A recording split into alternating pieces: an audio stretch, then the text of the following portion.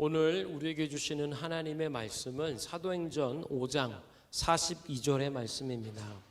사도행전 5장 42절의 말씀, 한 구절 말씀인데요, 한 목소리로 함께 봉독하도록 하겠습니다. 시작. 그들은 날마다 성전에서 또 집집마다 다니면서 예수께서 그리스도라고 가르치고 선포하기를 쉬지 않았습니다. 아멘. 제가 한 번 더 읽어드릴게요. 그들은 날마다 성전에서 또 집집마다 다니면서 예수께서 그리스도라고 가르치고 선포하기를 쉬지 않았습니다. 아멘. 오늘 첫 번째 2025년 첫 주일의 말씀 제목은요, 살아있는 교회, 살리는 교회입니다. 우리 한번 따라해 볼까요? 살아있는 교회, 살리는 교회. 우리가 여러분들 환영하고 또 예배의 임재 가운데로 나아갈 때 첫 번째 멘트가 이것입니다. 우리는 살아있는 교회, 살리는 교회.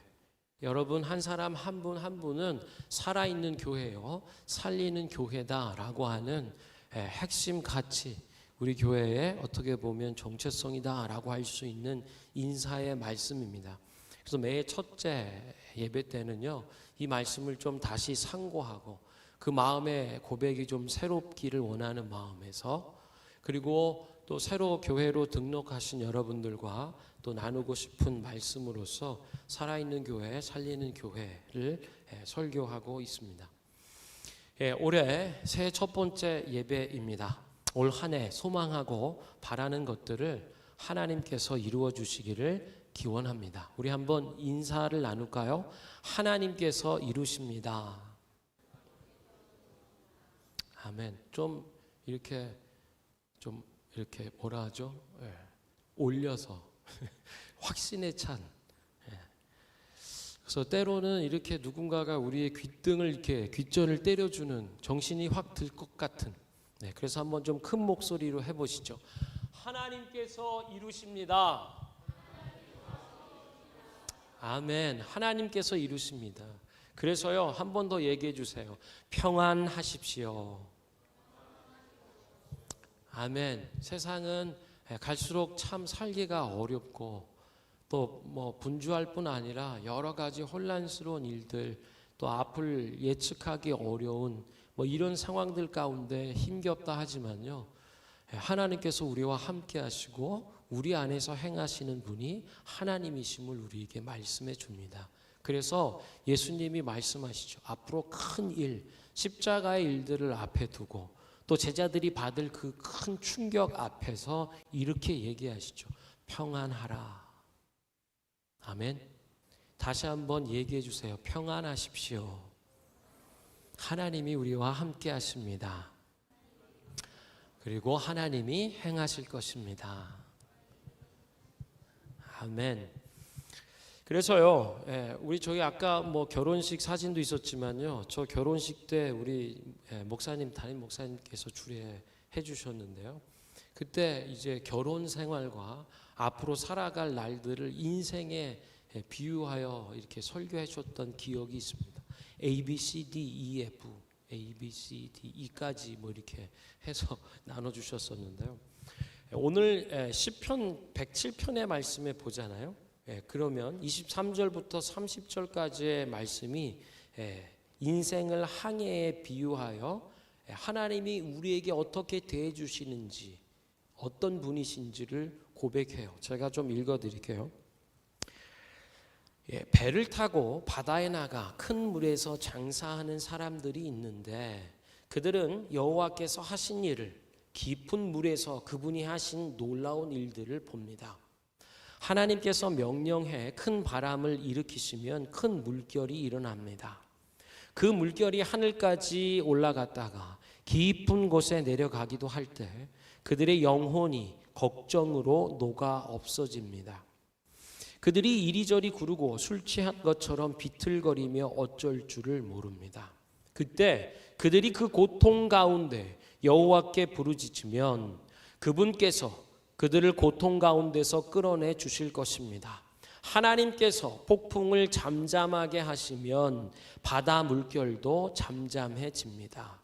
물결이 가라앉으면 그들이 기뻐하고 여호와께서는 그들을 원하는 항구까지 인도해 주십니다. 오 사람들아, 여호와의 선하심과 사람의 자손들에게 하신 그 놀라운 일들을 두고 여호와께 감사하십시오.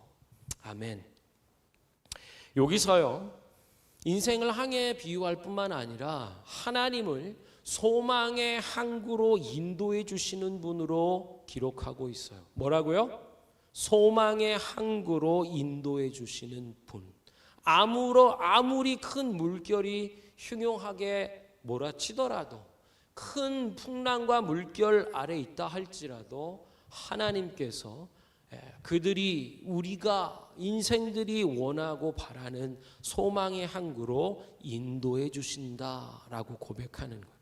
인생의 풍랑 중에서 우리 항해의 키를 붙잡아 주시는 선장으로 고백하시는 거죠. 사랑하는 성도 여러분, 2025년 첫 번째 예배를 드리는 지금 우리 안에서 행하시는 분은 하나님인 줄 믿으시길 바랍니다. 하나님께서 저와 여러분 우리를 소망의 항구로 인도해 주실 줄 믿습니다. 아멘.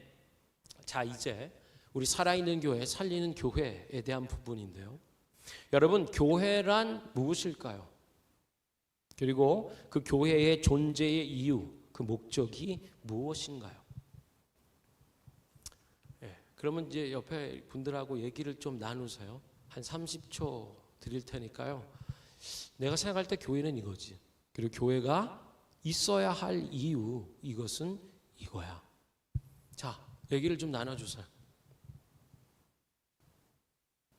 좀 적극적으로 우리 예배에 참여해서, 옆에 아무도 안 계시면 앞뒤에 계신 분들하고도 좀 이렇게 멀리 떨어져 있더라도 좀 얘기를 좀 해보세요. 교회란 무엇일까요? 교회가 있어야 하는 이유, 존재 이유와 목적은 뭘까요? 네, 그거죠. 네, 거기까지 잘하셨습니다. 교회란, 그리고 교회가 우리 가운데 있어야 되는 존재 이유는 그 이름에서 볼 수가 있어요. 교회는 헬라어로 얘기하면 주님께서 말씀하실 때 첫 번째로 이 모든 믿음의 고백 위에 내 교회를 세우리라 라고 하셨을 때 그 교회라는 단어는 에클레시아라고 하는 단어입니다. 여러분 많이 들어보셨겠죠. 그래서 에클레시아는 에크는 out of입니다. 무엇으로부터, 어디로부터, 이런 거죠. 그래서 클레오라고 하는 것은, 클레아시아라고 하는 것은 이렇게 부름을 받았다라고 하는 거예요. 큰 소리로 부름을 받았다. 그러니까 밖으로 부름받은 사람들이라고 하는 거예요. 밖으로 불러냄을 받은 사람들의 모임이라고 할 수 있어요. 그게 에클레시아, 교회입니다. 주님께서는 세상 가운데 빠져 사는 인생들을 불러내 주세요. 그리고 하나님의 자녀로 삼아 주시고 새로운 인생으로 빚어 주십니다. 새로운 삶의 이유를 가지고 이전까지는 거룩하지 않던 사람들을 하나님의 거룩과 정결함으로 초대해 주세요. 그리고 무엇보다는 변화된 신분, 하나님의 자녀로 새로운 삶을 살아가게 하신다. 그것이 에클레시아, 밖으로, 세상 밖으로 불러냄을 받은 사람들의 공동체라고 할 수 있어요. 그래서 우리 에클레시아를 생각할 때 구약의 어떤 모델, 모형과도 같은 것이 있습니다. 그것이 엑소더스죠. 엑소더스가 뭐죠? 출애굽기이죠. 근데 엑소더스는 호도스입니다. 역시 엑스 혹은 에크, out of, from, 호도스, the way, 그 길에서, 그 길로부터 건져낸 사람들, 건져낸 것을 얘기하는 거예요. 하나님의 구원 활동을 얘기하죠. 죄악의 길로 가고 있던 사람들, 그 길에 있는 자들을 건져내 주시는 것, 그것이 엑소도스, 하나님의 출애굽 구원이다라고 하는 거예요. 세상 밖으로 불러냄을 받은 사람들의 모임, 혹은 노예의 신분과 노예의 삶, 죄의 종노릇 하던 삶에서 건짐을 받은 사람들, 이것이 교회라고 하는 거예요. 다르게 정리해 보면 옛 사람에서 새 사람으로 변화된 사람들의 모임이라고 할 수 있는 거죠. 새로운 영혼, 새로운 가치관 가지고 새로운 삶을 살아가는 사람들의 모임, 공동체, 그것이 교회라고 할 수 있습니다. 그리고 그 교회가 여전히 역사 가운데, 우리 삶 속에, 사회 가운데 존재해야 된 이유와 목적이 있다라고 하는 거예요. 여러분 한번 따라해 보실래요? 오라, 가라. 냉큼 오라 내지는 뭐 가라라고 하는 거죠. 오라, 가라, 이 두 가지 동사로서 예수님의 사역 방법을 요약해 볼 수 있어요. 예수님께서 처음 제자들을 부르실 때는 나를 따라오너라, 내게로 오라고 부르세요. 사람을 낚는 어부가 되게 할 거야. 그래서 예수님은 사람들을 부르십니다. 불러내세요. 삶의 자리에서, 익숙한 것에서, 안전지대에서, 내가 버타고 있던 모든 것에서부터 불러내세요. 그리고 예수님께서 처음에 제자들을 부를 때는 오라고 하셨지만 점차적으로 시간이 지나가면서 예수님은 가라고 하세요. 보내시는 것입니다. 가라라는 용어에 힘주어 강조하시죠. 둘씩 짝을 지내어 마을로 보내시는, 가죠, 가라. 그리고 하나님의 나라가 임하였음을, 예수 그리스도가 오셨음을 얘기하라고 하는 거죠. 하나님의 구원의 기쁜 소식을 위하여 가라고 하는 거예요. 그리고 그분의 마지막 유언과도 같은 당부, 부탁 역시도 땅끝까지 너희는 가라입니다. 그래서 예수님은 이 땅에 오셔서 초청하고 초대하셨어요. 내게로 와라, 나를 따라 와라. 그리고 하나님의 나라 예수 그리스도를 나누어 주셨죠. 예수 그리스도로 옷 입고 예수 그리스도로 배불리 먹는 자들은 이제 세상을 향하여 다시 보냄을 받는 거예요. 가라. 세상에서 건져내어 하나님의 자녀로 바꾸시고 세상을 향하여 보내시는, 가라 하시는 주님. 그래서요, 오늘 읽은 사도행전의 말씀, 5장 42절의 말씀을 보면 구원받은 자들로서 은혜 받은 초대교회의 성도들은 날마다 성전에 있든지 집에 있든지 예수는 그리스도라 가르치기와 전도하기를 쉬지 아니하였다라고 말씀해요. 그들은 날마다 성전에서 또 집집마다 다니면서 예수께서 그리스도라고 가르치시고 선포하기를 쉬지 않았습니다. 이들이 닿았던 곳을 사도행전 1장부터 28장까지 보면, 2장에서 보면 길모퉁이에서 그리스도라 가르치기, 전도하기를 쉬지 않았어요. 3장에 보면 예루살렘 성전에서 예수는 그리스도라 가르치기를, 전도하기를 쉬지 않았어요. 4장 산헤드린 공회 앞에서도 당당하게 가르치고 전했습니다. 8장 때로운 외로운 인생 광야길, 그곳에서 예수가 그리스도이심을 전도했어요. 10장과 20장에 보면 개인의 집 안에서, 13장과 24장 보면 총독의 관저에서, 또한 9장, 13장, 17장 등등 회당에서, 또한 성문에서, 강변 빨래터에서, 그리고 감옥터에서, 시장터에서, 강연장에서, 정부 지도자 앞에서, 바다 한복판에서, 멜리데 섬에서, 그리고 바울은 죽을 때까지 새방에서 전도를 하였다. 이것이 28장에 기록되어 있습니다. 하나님의 교회, 하나님의 백성들, 성도들 모두는 죽기까지 하나님의 전달자로서 그 사명을 다했다라고 하는 거예요. 모두가 날마다 어디서든지 복음을 전했어요. Everyone, every day, everywhere. 그들은 복음을 전했습니다. 여러분, 부모는요, 자녀들, 아이들에게 이 하나님의 전달자입니다. 교사는요, 학생들에게 전달자예요. 의사는, 고치는 자는 환자들에게, 병자들에게 전달자이고, 목회자, 교육자들, 또 리더십들은 성도들의 교인들의 전달자입니다. 예술가는 청중이나 관람자에게 뭔가를 전하는 전달자, 그리고 그리스도인이란 결국 하나님의 전달자인 거죠. 그래서 교회는 전달자예요. 교회의 존재 이유와 목적이 뭐냐? 예수가 그리스도이심을 전달해 주는 것, 그 이유와 목적 가운데 살아간다라고 하는 것입니다. 한번 따라해 볼까요? 우리는 전달자입니다. 자, 그러면 뭘 전달하나요? 명확한 한 센텐스로 정리되어 내 속에 각인되지 않으면 흔들릴 때가 많아요. 곤비하여 뭔가 착각하고 헷갈리고 오해하기가 쉽습니다. 뭘 전달하나요? 하나님의 전달자로서 그럼 뭘 증거하나요? 사도행전은 얘기해 주고 있어요. 한마디로 예수가 그리스도다. 따라해 보세요. 예수가 그리스도이시다. 목수의 아들 요셉의 아들로서 태어난 그가 30세에 성령의 충만함을 받고 하나님의 공적 사역을 시작하는 거죠.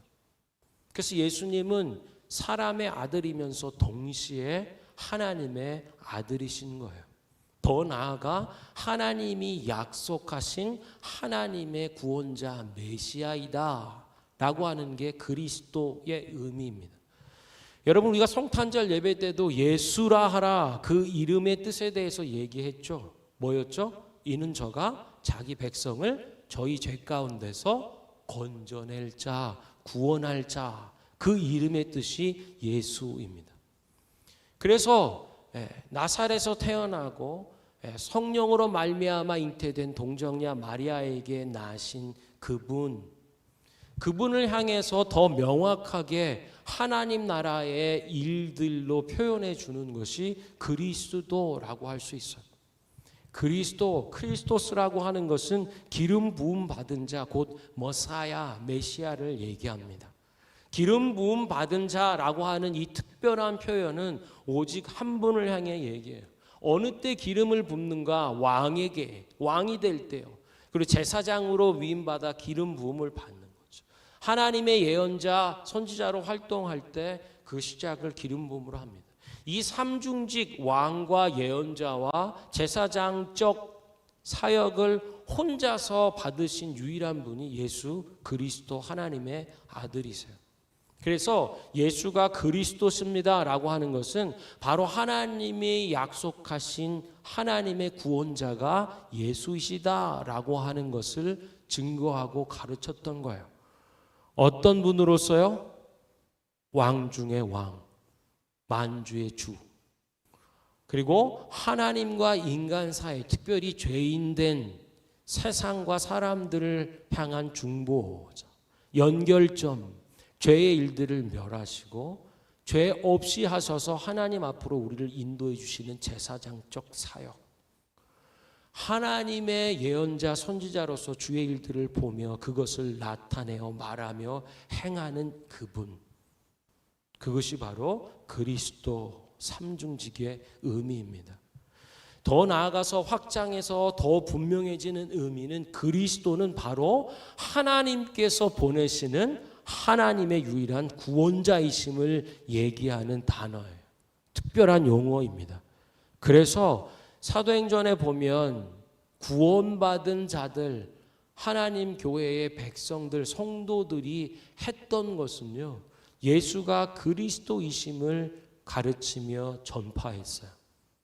그리고 예수가 그리스도이심을 나타내는 핵심 사역, 왕으로서, 제사장으로서, 예언자로서 했던 활동의 핵심은 십자가의 죽으심과 무덤의 권세를 깨고 다시 사신 부활입니다. 십자가의 죽으심, 대속과 사죄의 은총과 사망과 저주의 권세를 깨뜨리고 사신, 사탄의 권세, 죽음의 권세를 유일하게 이기시고 다스리시는 하나님의 아들 하나님이심을 증거하신.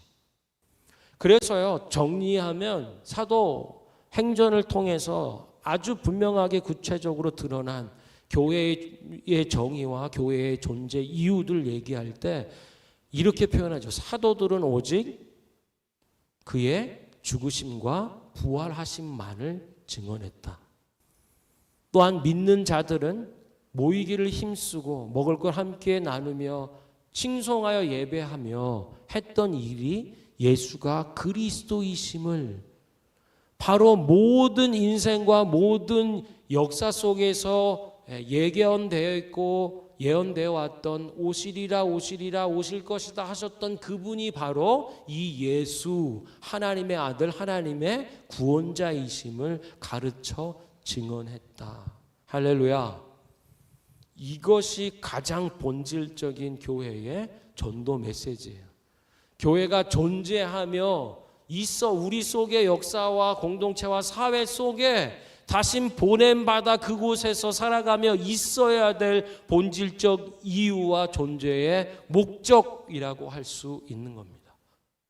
제가 이렇게 뭐라고요? 여기서 보면 여러분은 답은 한 가지예요. 뭐냐면 예수가 그리스도이십니다. 되게 어렵죠. 이거 굉장히 힘든 얘기입니다. 지식적으로 말로는 할 수 있지만 예수가 그리스도이십니다 라고 가르쳐 증언했다고요. 가르치기 위해서는 충분히 넉넉히 잘 알아야 될 뿐 아니라 증언했다라고 하면 보고 겪은 목격자이어야 하는 거죠. 예수가 하나님의 구원자이심을 보고 알고 넉넉히 충분히 알 뿐만 아니라 내 속에서 이루어진 목격담들을 갖는 사람이어야 하는 거죠. 그래야 흔들림이 없죠. 목에 칼이 들어오면 바뀌기가 쉽겠지만 결코 바꿀 수 없는 이유는 내가 그것을 목격했기 때문에 나를 옛사람에서 새사람으로 건져 새롭게 하셨기 때문에 그런 겁니다. 다시 말씀드릴게요. 뭐죠? 라고 여쭤보면 여러분 뭐라고 얘기한다고요? 예수가 그리스도이십니다. 이거 쉬운 거라고요? 어려운 거라고요? 일단 쉽게 생각하면서 해봐요. 거기서부터. 자, 교회의 존재 이유, 목적은 무엇입니까? 예수가 그리스도이십니다. 그것이 존재 이유와 목적이에요. 다시 한번 해볼게요. 교회의 존재 이유는 무엇입니까? 예수가 그리스도시기 때문에 교회는 존재해야 하는 것이고요. 존재의 또한 목적이 예수가 그리스도 되심이기 때문이에요. 그래서 우리는 존재하며 그것을 가르쳐 증거하고 나타내 나누어 주는 것, 그것이 교회의 일들이에요. 자, 우리는 전달자라고 했죠. 누구에게 전할까요?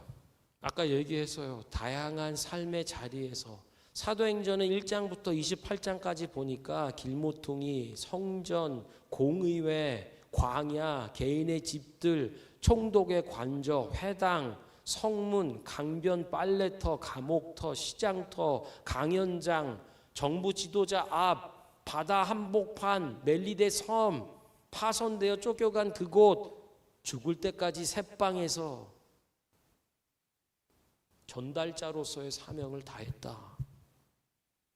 아이들에게는 부모가 전달자이고 학생들에게는 교사요, 환자들에게는 의사요, 교인들에게는 목회자, 청중이나 관람자들은 예술가의 역할.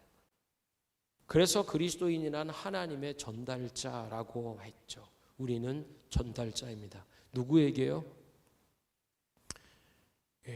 여러분이 있는 그 삶의 자리 있잖아요. 2025년이 시작되었어요. 우리 각자가 소망하고 바라는 많은 것들이 있습니다. 그것과 관련된 많은 사람들 속에 있죠. 하나님께서 행하실 것이고요. 그래서 우리는 평안을 서로에게 축복합니다. 그런데 분명히 해야 될 게 있어요. 하나님이 행하시는, 그리고 예수가 그리스도이심을 증거 전달해야 될 분명할 부분들이 있다라고 하는 거죠. 한번 생각해 볼까요? 여러분 주변에 있는 사람들은 정말 괜찮습니까? 예수님 없이도 괜찮은 걸까요? 행복한 삶을 살고 있다고 얘기하나요? 겉으로 보기에는 어떠신가요? 행복하나요? 괜찮은 거예요, 정말? 캐나다 통계청 자료를 보면요, 연간 4,500명이 자살로 생을 마감합니다. 자살청에서, 통계청에서 얘기하는 거예요. 연간 4,500명. 전쟁이 일어나가지고 4,500명이 죽었다고 생각해 봐요. 테러가 일어나서 4,500명이 죽었다고 생각해 보세요. 얼마나 난리 날 일입니까? 그러나 조용하게 4,500명의 사람이 매해 자기의 목숨을 끊고 있다는 거예요. 이것은요, 매일 12명이 자살로 죽고 있다는 거예요. 오늘도 12명이 자살해서 자기의 삶을 포기한다는 거죠. 또한 매일 200명 이상의 사람들이 자살을 시도하고 있다라고 합니다. 그리고 이 자살자 한 명당 7에서 많게는 10명 정도의 사랑하는 사람들, 곧 가족, 친구, 지인들이겠죠. 이 사람들이 상실의 고통으로 자책 가운데 괴로워하고 있다라고 하는 거예요. 옆에 한번 보세요. 특히 남성과 소년들이 있나 보세요. 소년들은 여기 없겠죠. 미소년이 있나요? 할렐루야. 왜 그러냐면요, 남성과 소년들의 자살률이 더 높답니다. 그러면 여성들은 안전한가? 또한 여성들의 자해 비율이 더 높아지고 있고요. 이는 자살의 직접적 요인이 된다라고 하고 있어요. 한마디로 얘기하면 남성, 여성, 아이 가릴 것 없이 자살의 위험에 노출되어 있다라고 하는 거죠. 이와 함께 특히 원주민이나 캐나다 사회 안에서는 원주민이나 메티스 커뮤니티, 젊은이들, 그리고 이누트 지역에 살고 있는 사람들의 자살률이 특히 더 높다라고 얘기합니다. 또한 성 정체성의 혼란에 있는 LGBTQ 플러스 이런 청소년들의 자살률 또한 높게 보고가 되고 있다라고 하는 거예요. 자살 통계청이 이야기해 줍니다. 그런데요, 자살 얘기뿐만 아니라 오버도스라고 얘기하는 마약에 아주 찌들어 있어서 치사량을 넘는 것 때문에 죽어가는 사람들의 숫자도 만만치 않습니다. 무엇을 쫓아서, 그리고 무엇 때문에 삶을 그만 살겠다 하는가? 대한민국 청소년 사망 원인의 1위가요, 자살입니다. 청소년들이 죽는 첫 번째 이유가 자살이에요. 원인이. 그래서 청소년 인구가 계속 줄어들고 있어서 작년 5월 29일 기준으로 782만 명대라고 합니다. 가뜩이나 출산이 저조해서 나라가 이제 존폐의 위기에 있는데 거기 더해서 청소년들의 사망 원인 1위가 자살이라고 하는, 그래서 OECD 국가 중에 자살 공화국 1위라고 하는 오명을 갖고 있다라고 하는 거죠. 우리가 살고 있는 캐나다, 그리고 우리의 뿌리가 되는 대한민국, 어디 하나 건강하거나 행복하다라고 얘기하기 어렵죠. 오히려 정말 괜찮은 거야 라고 물어봐야, 심각하게 물어봐야 할 상황 가운데 우리는 살고 있습니다. 올해는 좀 다루지 않았지만 매 첫 번째 첫 예배 때 살아있는 교회, 살리는 교회를 나눌 때는요, 사방에서 여호와의 생기어 불어와 죽임 당한 자를 살게 하라라고 말씀하는 에스겔의 말씀을 가지고 우리가 예배했었습니다. 하나님께서 하나님의 사람을 데려다가요, 사망의 골짜기에 놓아두세요. 그리고 보게 하십니다. 마른 뼈가 많아도 보통 많은 게 아니에요. 온통 죽은 사람들의 흔적과 냄새밖에 없는 골짜기를 보게 하세요. 그리고 명확하게 얘기하죠. 살육 죽임을 당한 사람들이라고 표현을 하십니다. 무엇 때문에, 무엇으로 인하여 어둠과 죽음의 권세에 사로잡힌 시대를 보게 하죠. 사람들을 보게 하죠. 온통 죽음의 그림자가 드리워져 있고요, 죽은 지 한참 되어서 더 이상 어떤 생명의 기운과 흔적은 1도 찾아볼 수 없는 아주 말라버린 뼈들의 골짜기를 보게 하시는 거예요. 그 가운데에 능히 이 뼈들이 살겠냐라고 하나님이 물어보세요. 매일마다 12명의 사람들이 자살로 죽어가고 있고요. 연간 4,500명이 죽고요. 매일 200명 이상의 사람들이 자살을 생각하는 게 아니라 시도하고 있다고요. 이 사람들하고 연결된 자살자 1명당 7에서 10명의 사람들이 이 사실로 인해서 이 상실 때문에 고통 속에서 괴로워하고 있다라고 하는 거죠. 여러분의 남편들, 아버지들, 여러분의 아들들, 소년들 괜찮으신가요? 물어보세요. 더 높은 자살률에 보여주고 있는 팩트입니다.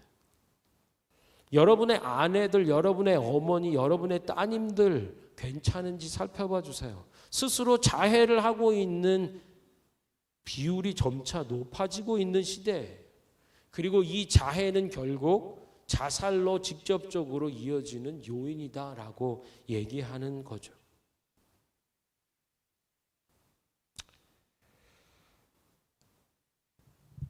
제가 종종 얘기했던 부분인데요. 여기도 그래요. 원주민이나 메티스 커뮤니티의 젊은이들, 이게 혼혈이죠. 이누트 지역에 살고 있는 사람들, 원주민 지역이죠. 자살률이 높다는 거죠. LGBTQ+라고 얘기하는 성 정체성의 혼란 가운데 있는 청소년들의 자살률 또한 높게 보고되고 있다라고 하는 거예요. 자살 통계청의 얘기.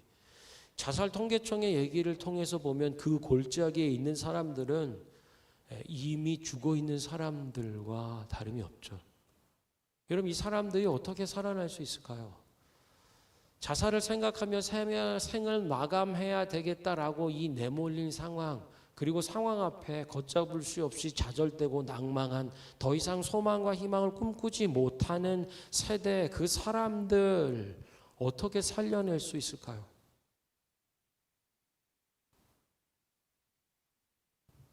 살아있는 교회, 살리는 교회가 밴쿠버 얼라이브 교회, 우리 교회이기를 소망합니다. 너무 늦지 않기를 바라요. 하나님, 우리는요, 이민의 문제도 있어요. 이민의 문이 쿼터가 주어로 들고 더욱더 이렇게 스트릭트해서 어려워진다는데 이거 철수해야 될지 말아야 될지 막막함 가운데 있고, 뭐 환율 얘기하거나 세계 경제 위기 상황 앞에서 회사가 문을 닫아야 될지 어찌해야 될지 딸려있는 식구와 직원들을 생각해 볼 때 얼마나 난감하고 막막한 일들이 많은지, 그냥 가만히 있어도 잠들기도 힘들지만 잘 때라도 꿈에 나올까 벌떡 일어날 것 같은 이런 상황 가운데 살아가고 있는데요. 내가 죽지 않으면 다행이죠. 나부터 죽게 생겼는데 뭘 어떻게 살리는 교회 뭐 이런 거를 꿈꿀 수 있나요? 이것이 우리의 딜레마하고 고민입니다. 이 말씀이 오늘 우리 삶의 자리 가운데 진실된 하나님의 말씀으로 우리에게 다가오는가? 그 말씀을 들을 귀와 마음의 눈이, 마음의 그 문이 열려 있는가?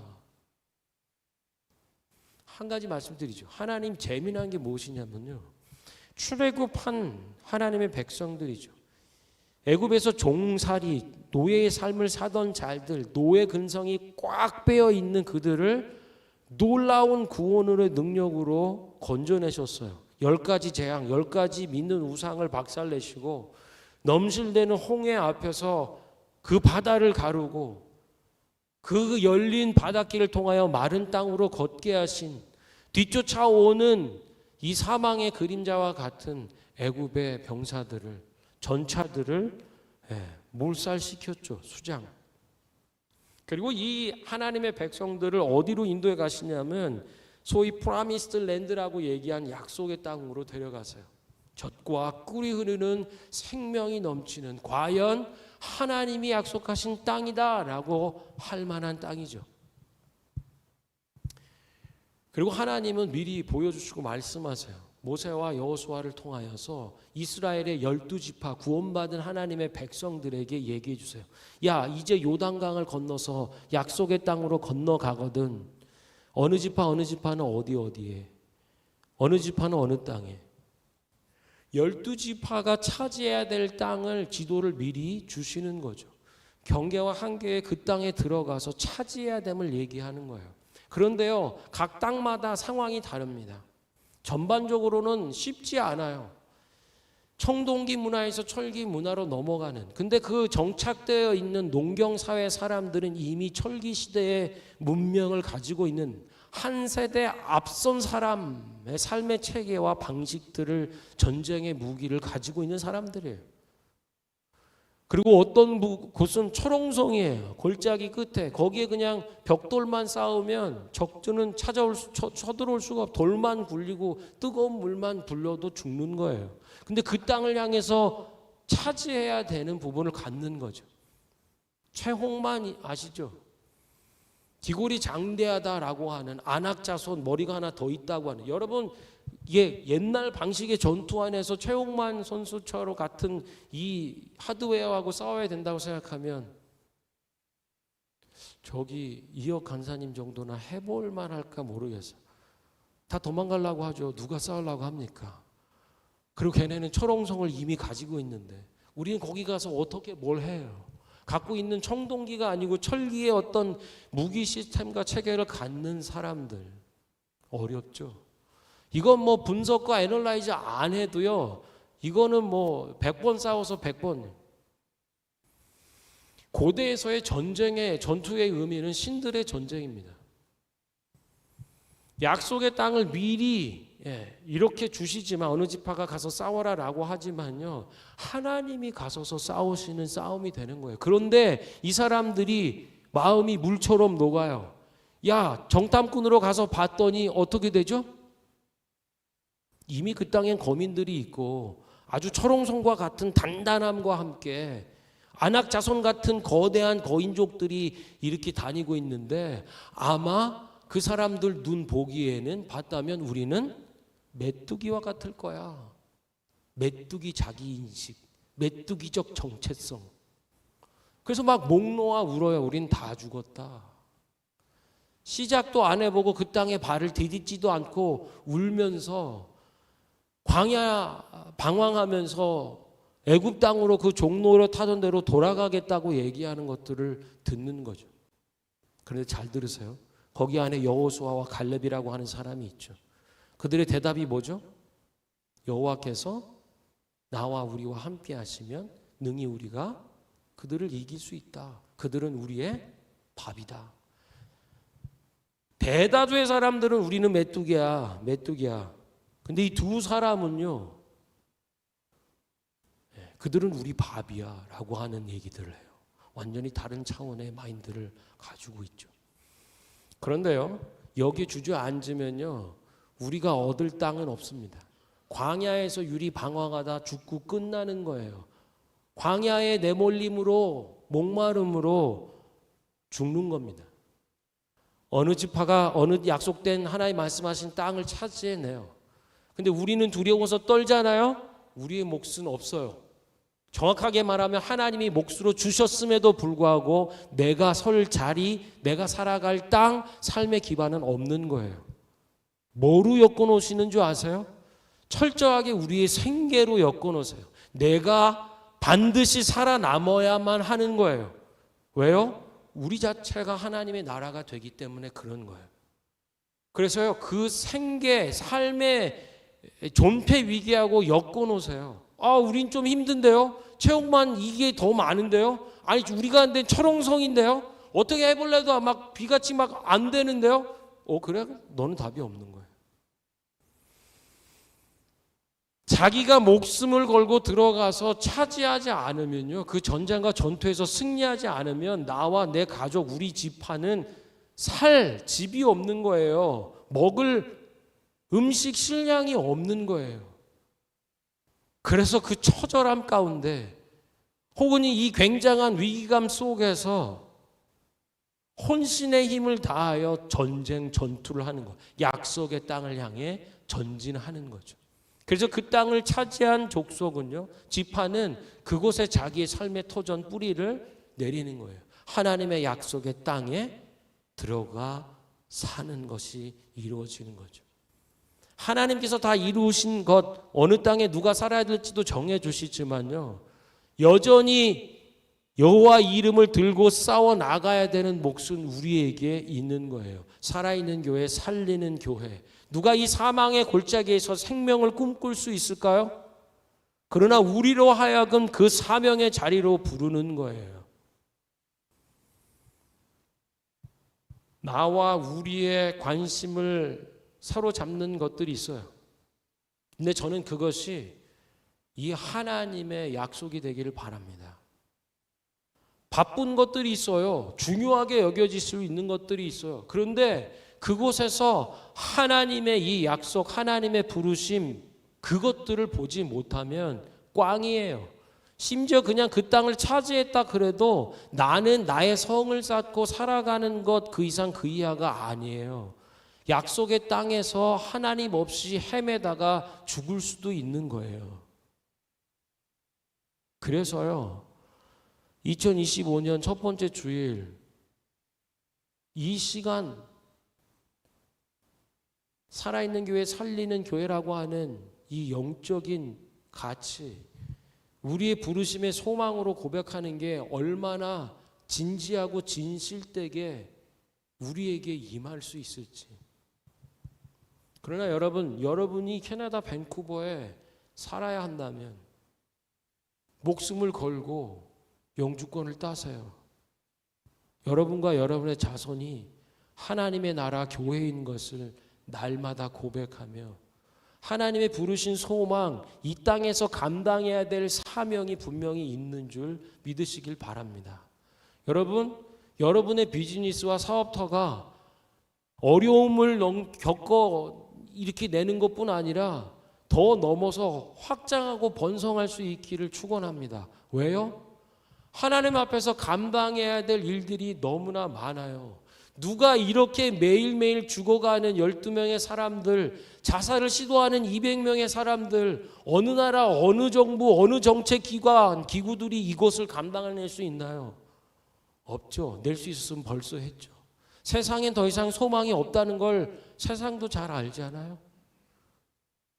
답을 가지고 있는 교회가 대안이 돼야죠. 세상을 향한 하나님의 유일한 대안이 바로 교회, 저와 여러분, 우리들이라고 하는 것을 기억하시길 바라요. 물러서지 마시길 바랍니다. 하나님의 소망이 우리고 여러분 각자 한 사람 한 사람이고 여러분들이 살아내는 치열한 삶이 바로 예배라고 하는 것을 기억하시길 바라요.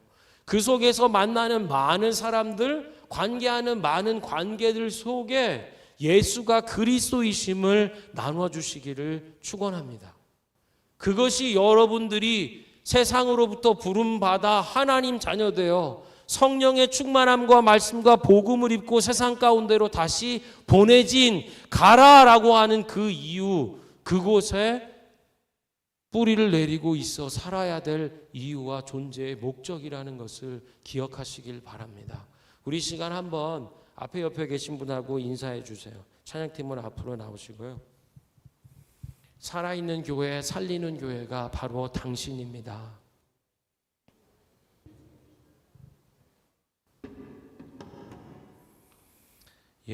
살아있는 교회, 살리는 교회가 바로 우리들인 것을 이 시간 기억하면서 함께 찬양했으면 좋겠습니다.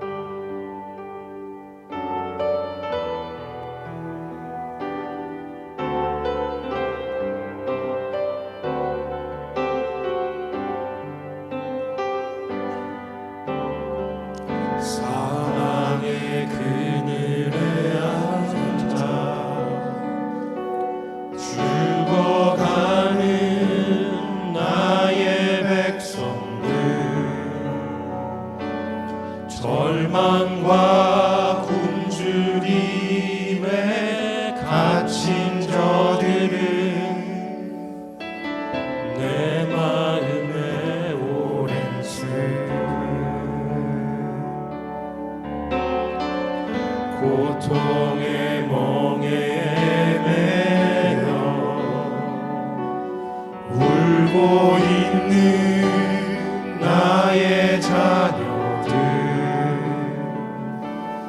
나는 이제 일어나 저들의 멍에를 꺾고 눈물 씻기기 원하는데 누가 내게 부르짖어 저들을 구원케 할까? 누가 나를 위해 가서 나의 사랑을 전할까? 나는 이제 보기 원하네. 나의 자녀들 살아나는 그날 기쁜 찬송 소리 하늘에 웃음소리 온 땅 가득한 그날 우리 한 번 더 찬양할까요? 사망의 그늘에 앉아 죽어가는 나의 백성들 절망과 굶주림에 갇힌 저들은 내 마음에 오랜 슬픔, 내 마음에 오랜 슬픔 고통의 멍에 멍에에 매여 울고 있는 나의 자녀들, 나는 이제 일어나 저들의 멍에를 꺾고 눈물 씻기기 원하는데 누가 내게 부르짖어 저들을 구원케 할까?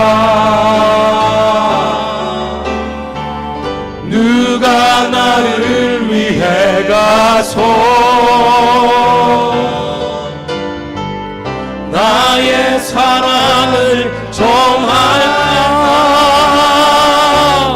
나는 이제 보기 원하네.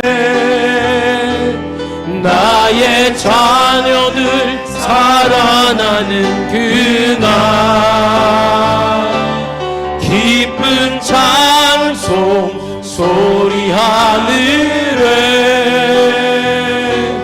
웃음소리 온 땅 가득한 누가 내게 부르짖어 누가 내게 부르짖어 저들을 구원케 할까? 누가 나를 위해 가서 나의 사랑을 전할까? 나는 이제 보기 원하네. 나의 자녀들 살아나는 그날 기쁜 찬송 소리 하늘에 웃음소리 온 땅 가득한 그날 웃음소리 온 땅 가득한 그날.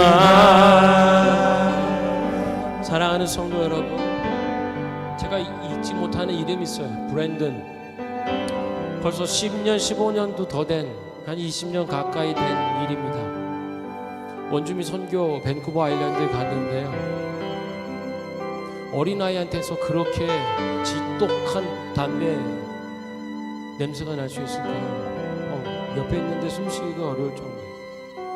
아니면 그쪽 계열의 뭔가 피우는 먼지인지는 전 잘 모르겠어요. 근데 이 마음이에요. 그들의 멍에를 꺾고 눈물 씻겨주기 원하는데 그들이 내 마음의 오랜 슬픔이다 라고 하는 하나님의 마음. 열심히 복음을 전하고 교제하고 짧은 3박 4일 일정 선교여행을 단기를 마치고 성경책에 기록된 그 이름 생각날 때마다 함께 중보하고 기도하고 그러다 꽤 오랜 시간이 지났는데요, 사역이 너무 바빠요. 근데 어떻게 됐는지는 잘 모르겠어. 그 이후의 소식은. 그러다가 다시 그쪽을 가는 선교팀에게 물어봤죠. 갔다 와서 자살할 때요, 어린아이인데 그렇게 발견됐다는 얘기가 그 아이, 그 친구의 마지막 얘기예요. 생각해봐요. 주의 일로 굉장히 바쁘고 정말로 새벽볼 보고 나가서 새벽볼 보고 들어오는 스케줄의 사역들이지만 내가 할 수 있는 거는 기억날 때 중보하는 일이었지만 그렇게 그냥 자살로 생을 마감하겠다고 얘기하는 몇 년 뒤의 얘기 속에서 참 많이 힘들더라고요. 여러분 하고 있는 일들, 심지어 그게 주의 일이고 목회의 일이고 선교 일들이라 할지라도요, 죽어가고 있는 사람들이 있어요. 어쩌면 조금 내가 시간을 더 낼 수 있거나 관계적인 어떤 전도의 부분들을 조금 더 마련할 수 있었으면 가끔 방문하거나 연락하거나 아니면 우리 집으로 초대하거나 밥을 나누거나 함께 시간을 나누거나, 물론 세대는 맞지 않고 언약은 달아서 힘들었겠지만 누군가 너를 위해서 기도하고 하나님의 사랑의 손길로 품고 있다는 것을 그 친구가 알았다면 그렇게 생을 마감했을까라는 생각도 해보는 거예요. 너무 늦지 않기를 바랍니다. 우리 인생이 참 빠르고요, 이 사망의 멍에 잡혀있는 친구들의 삶도 시간도 빨라요. 얼마 남지 않았을지 몰라요. 여러분 만나고 있는 한 관계 사람들마다 어떤 관점과 고백으로 함께 예배하며 살아가나요? 함께 일하고 있나요? 복음의 눈으로 보길 바랍니다.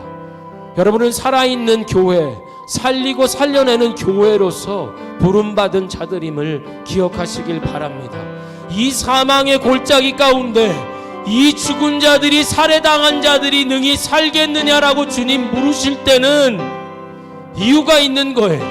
하나님 살리시기 원하는 거예요. 우리를 통하여, 나를 통하여 일으키시길 원하시기 때문에 골짜기로 데려가 살육당한 자들을 보게 하시고 나에게 구체적으로 물어보시는 거예요.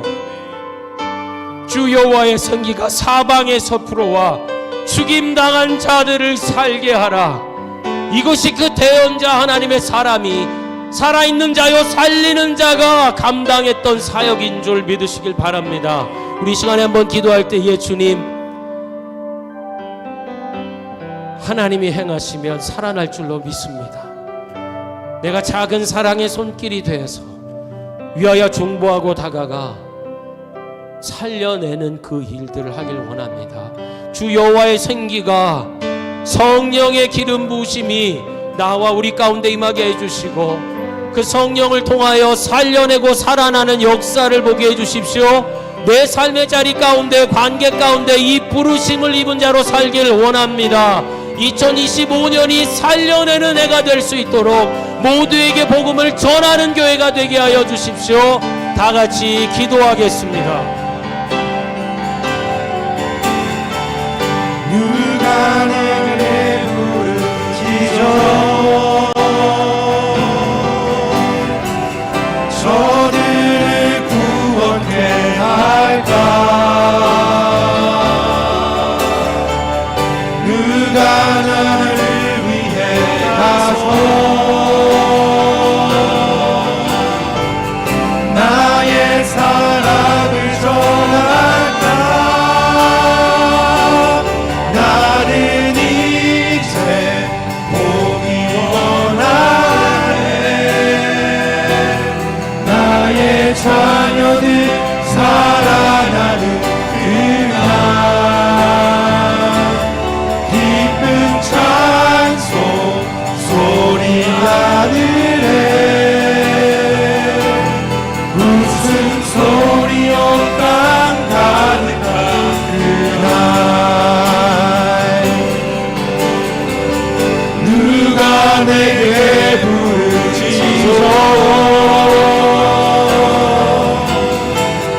저들을 구원케 할까.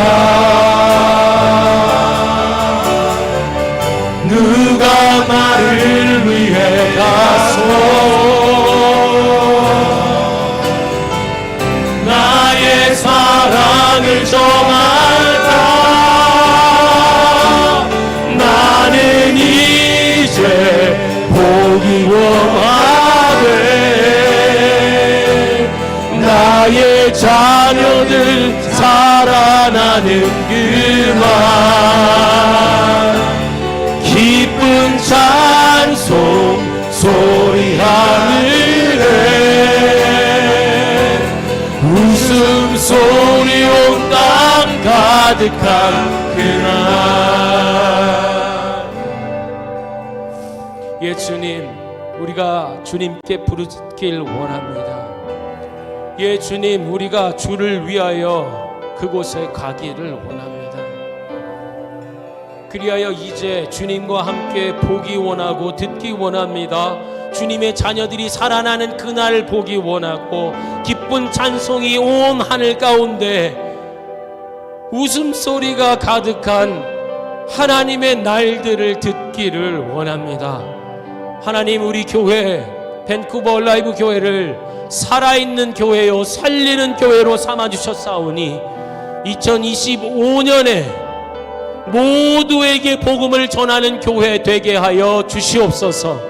예외 없이 경계와 한계 없이 나는 미약하고 제한이 많고 매여있고 묶여있는 것이 많지만 예, 우리 속에서 행하시는 이는 하나님이심을 기억하고 고백하며 모두에게 복음을 전하는 우리가 되게 하여 주시고 하나님의 구원의 일들이 언어와 문화와 장벽을 넘어 세대를 넘어 이루어지는 기쁜 생명의 날 되게 하여 주시옵소서.